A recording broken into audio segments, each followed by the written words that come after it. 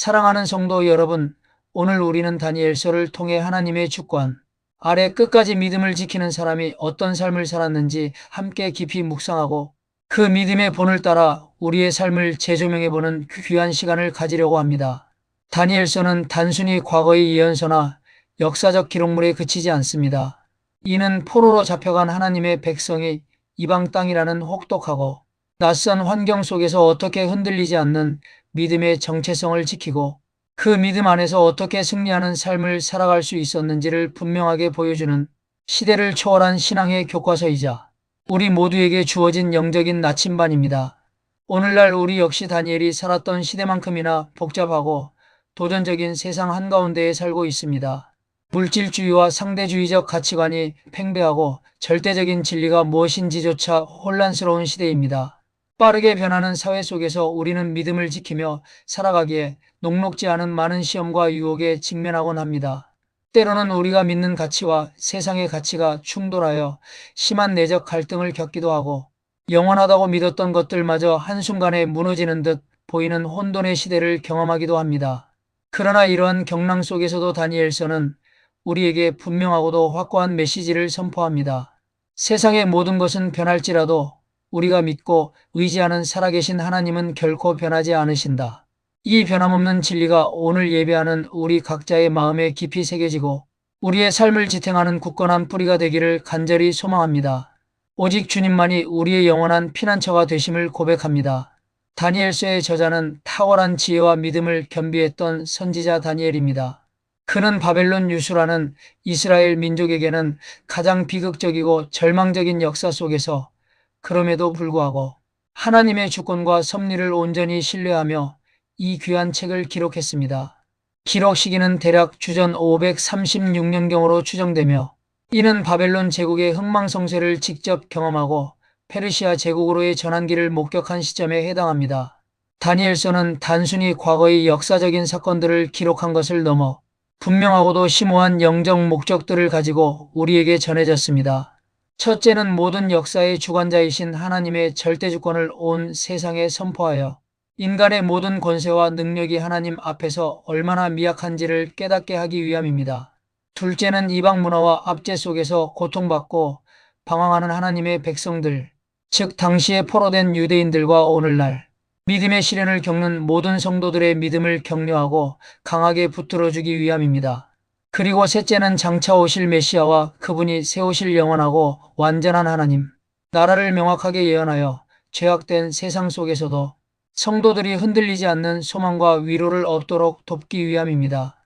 다니엘서에 담긴 이 목적들은 오늘 우리의 삶에도 동일하게 적용되는 영원한 진리입니다. 이제 다니엘서의 핵심 주제들을 더 깊이 있고 자세하게 살펴보면서 오늘 우리에게 주시는 하나님의 음성을 들어보겠습니다. 첫 번째 핵심 주제는 바로 하나님의 절대주권입니다. 다니엘서 전체를 관통하는 가장 중요하고 반복적으로 나타나는 진리는 다른 어떤 것도 아닌 하나님께서 세상의 왕들을 세우기도 하시고 패하시기도 하신다는 확고한 선언입니다. 이 사실은 인간의 역사와 권력이 결코 우연에 의해 좌우되지 않음을 분명히 밝힙니다. 다니엘 2장 21절 말씀은 이를 가장 명확하게 선포하고 있습니다. 그는 때와 계절을 바꾸시며 왕들을 폐하시고 세우시며 지혜로운 자에게 지혜를 주시고 지식 있는 자에게 지식을 주시는도다. 이 말씀은 세상의 역사가 결코 우연한 사건들의 연속이 아니며 인간의 계획이나 의지로만 움직이는 것이 아님을 우리에게 깨닫게 합니다. 모든 역사의 배후에는 살아계신 하나님의 전능하신 손길이 있다는 것입니다. 오늘날 우리가 살아가는 이 시대에도 마찬가지입니다. 한 나라의 대통령이 선출되는 과정도 강력한 권세를 가진 왕들이 흥망성쇠를 겪는 것도 전 세계 경제의 흐름이 요동치는 것도 심지어 국가 간의 전쟁이 발발하고 그 결과가 결정되는 모든 과정까지도 이 모든 것이 궁극적으로는 하나님의 전능하신 손 안에 있음을 다니엘서는 증언하고 있습니다. 우리는 당장 눈앞에 보이는 강력한 힘이나 혼란스러운 상황에 쉽게 압도되거나 불안해할 때가 많습니다.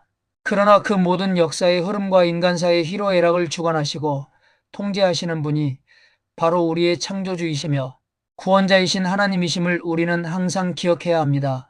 히브리어 원어로 통치하다라는 뜻을 가진 말쿠라는 단어는 하나님의 통치가 얼마나 광범위하고 영원하며 온전한 것인지를 강조합니다.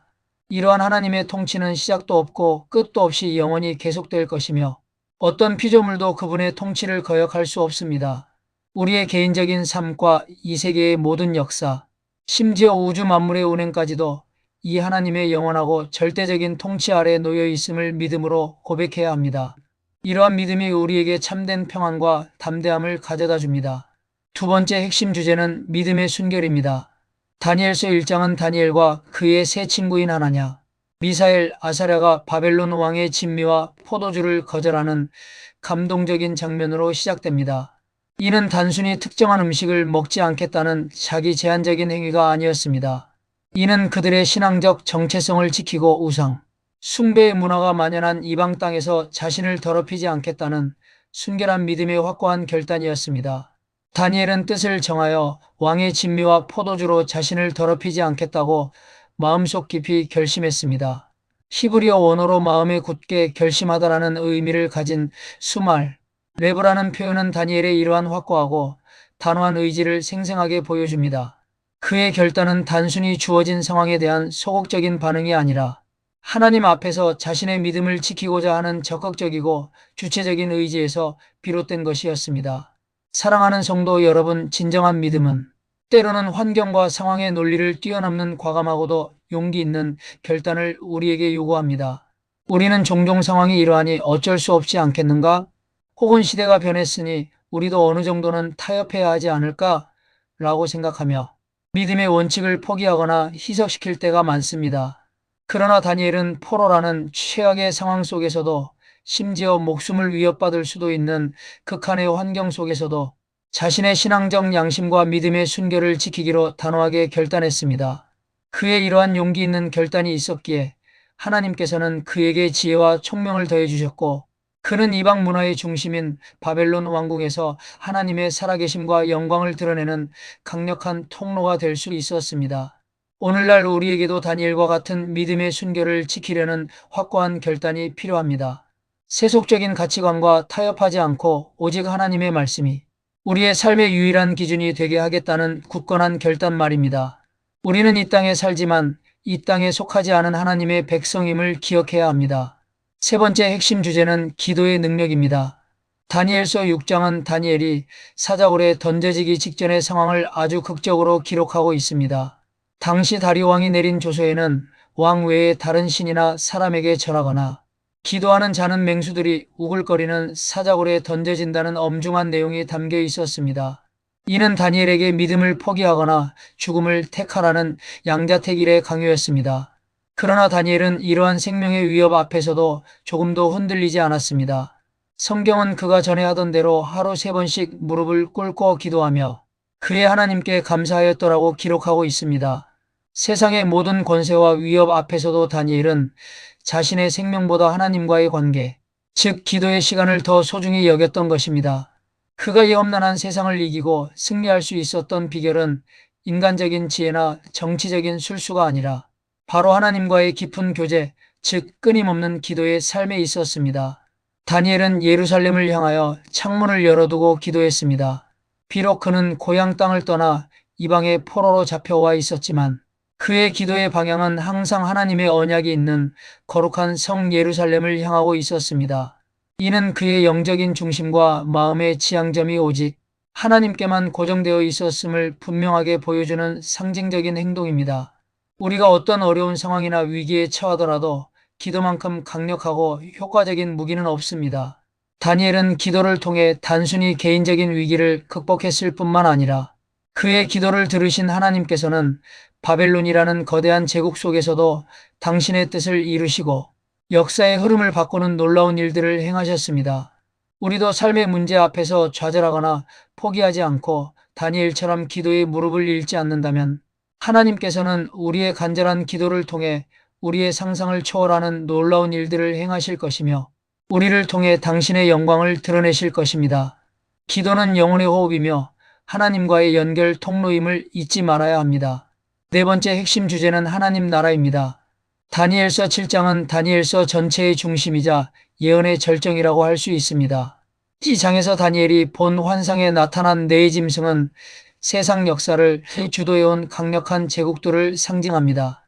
사자 같은 바벨론, 곰 같은 메데마이너스 페르시아, 표범 같은 헬라 그리스, 그리고 무섭고 강한 철 이빨을 가진 로마로 이어지는 이 세상 나라들은 각기 막강한 힘과 권력을 자랑하며 역사의 무대에 화려하게 등장했다가 결국에는 모두 역사의 뒤안길로 사라져갔습니다.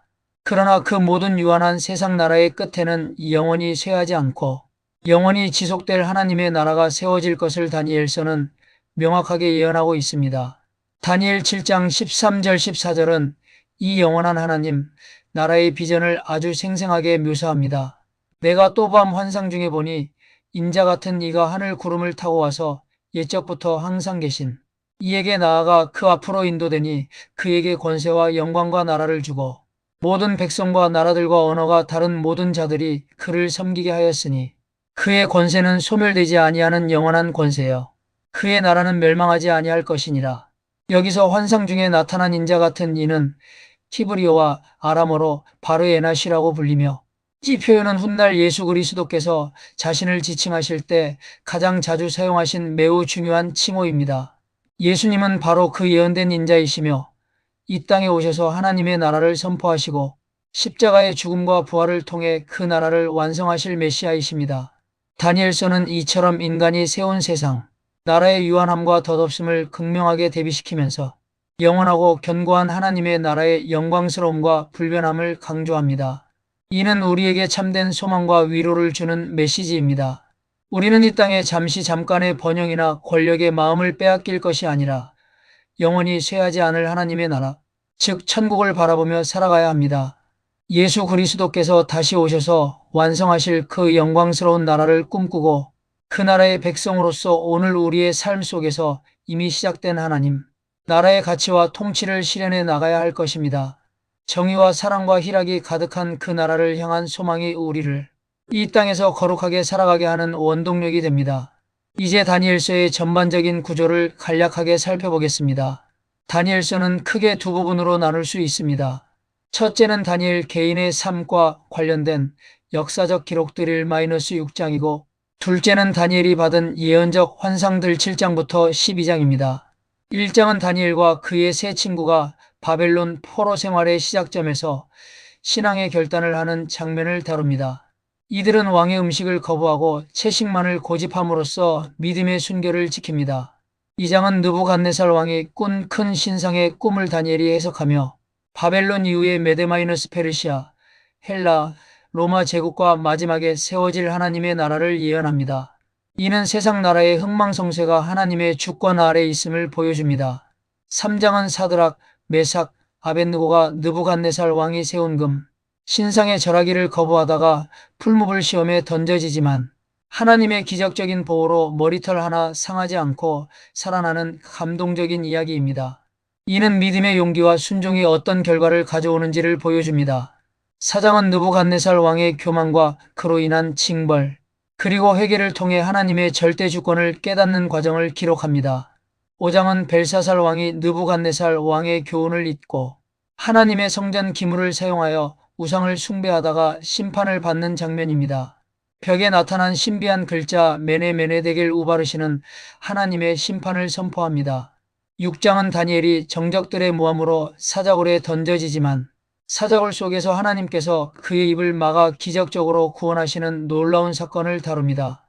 이는 기도의 능력과 신실한 자를 보호하시는 하나님의 섭리를 보여줍니다. 7장부터 12장까지는 다니엘이 받은 일련의 예언적 환상들을 기록합니다. 7장은 네 짐승 환상과 메시아 왕국에 대한 예언으로 세상 나라의 종말과 영원한 하나님 나라의 도래를 선포합니다.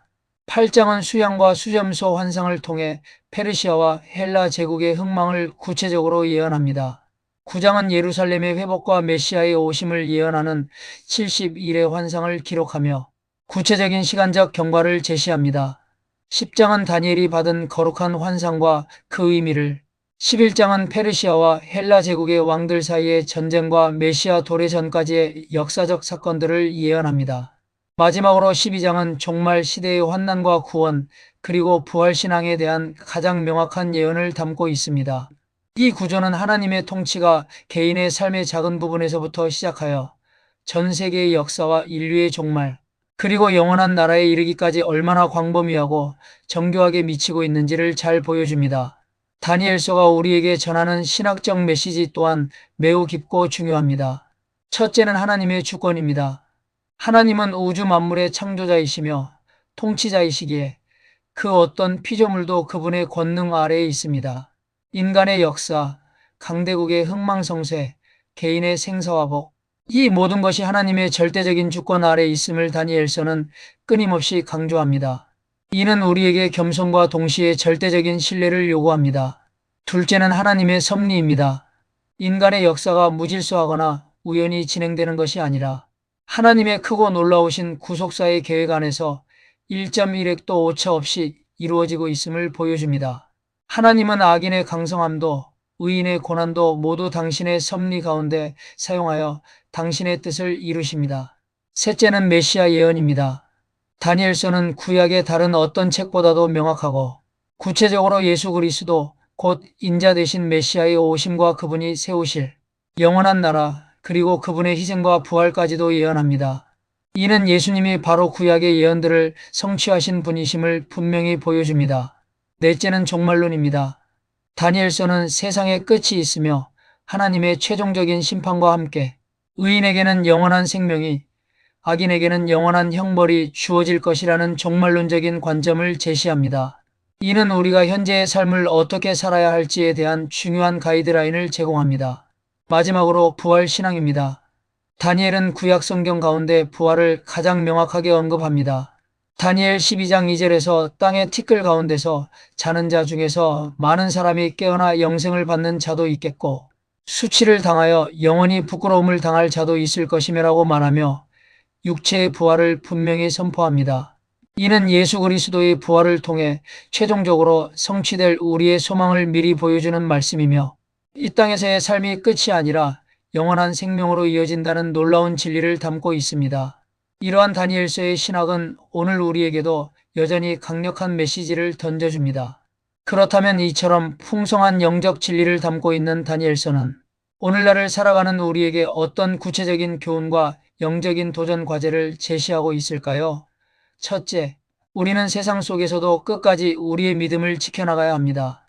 다니엘과 그의 세 친구가 바벨론이라는 이방 문화와 우상, 숭배의 압력 속에서도 자신들의 신앙적 정체성을 타협하지 않았듯이 우리 역시 이 시대를 거슬러 하나님의 말씀 위에 굳건히 서서 순결한 믿음의 삶을 살아가야 합니다. 세속적인 가치관과 유혹에 흔들리지 않고 오직 하나님의 말씀이 우리의 삶의 유일한 기준이 되게 하십시오.